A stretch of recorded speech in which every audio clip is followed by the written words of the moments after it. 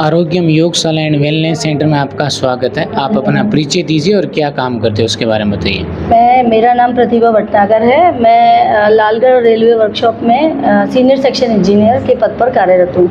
आरोग्यम में जुड़ने से पहले आपको क्या दिक्कत थी?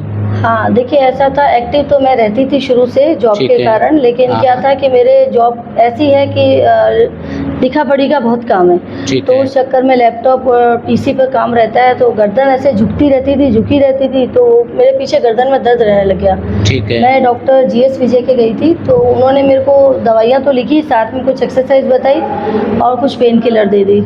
15-20 दिन तो उनसे सही रहा, लेकिन उसके बाद मेरे फिर दर्द हो जाता था। ठीक है। तो फिर मुझे 2-4 मैंने वो खुद डॉक्टर ने भी कहा था कि आप योगा भी साथ साथ में कर लो या कुछ एक्स्ट्रा कर लो।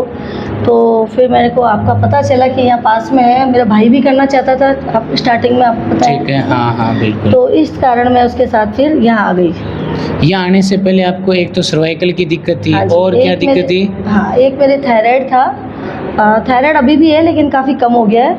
और इसके अलावा मेरा कोलेस्ट्रॉल रहता था, और कोलेस्ट्रॉल में ऐसे था कि बाकी तो हार्ट की कोई समस्या नहीं थी, लेकिन कोलेस्ट्रॉल थोड़ा सा हमेशा ज़्यादा रहता था, जो बैड कोलेस्ट्रॉल होता है वो। तो उस कारण कोलेस्ट्रॉल की दवाई दे दी, डॉक्टर्स तो दवाई जी, देते जी। हैं, उन्होंने दवाई देनी शुरू कर दी।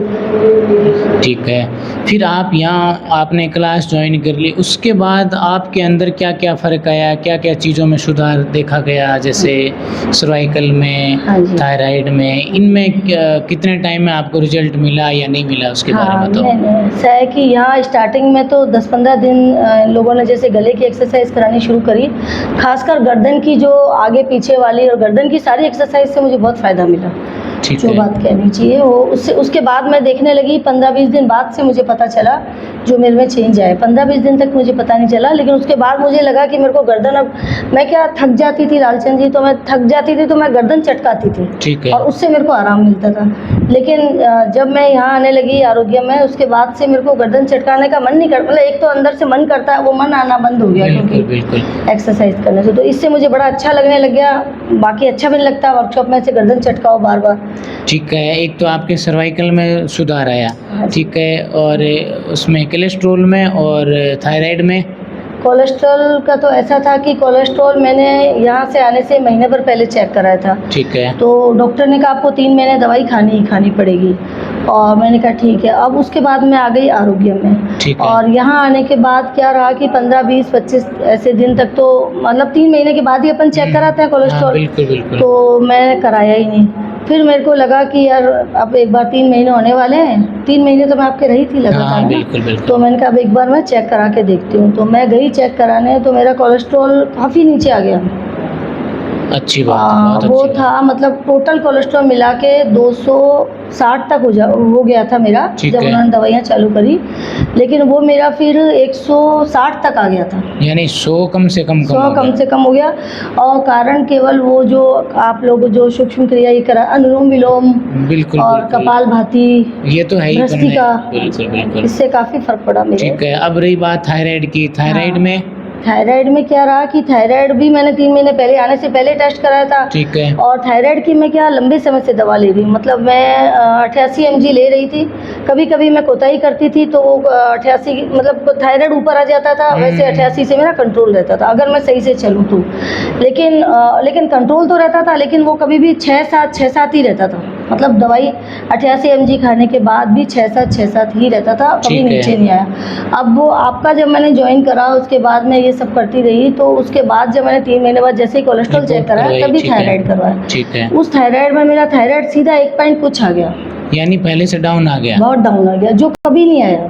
बिल्कुल, बिल्कुल। तो ये मुझे बड़ा अच्छा लगा, मुझे लगा इस हिसाब से तो दवाई छूट सकती है। बिल्कुल, बिल्कुल। हाँ, ये बात थी। ठीक है। हाँ। यानी आपको यहाँ जुड़ने के बाद आपको बहुत अच्छे फ़ायदे लिए आपने, जैसे आपके सर्वाइकल ठीक हो गया, कोलेस्ट्रॉल में भी रिपोर्ट अच्छी आई है, थायराइड में भी अच्छी आई है, ठीक है।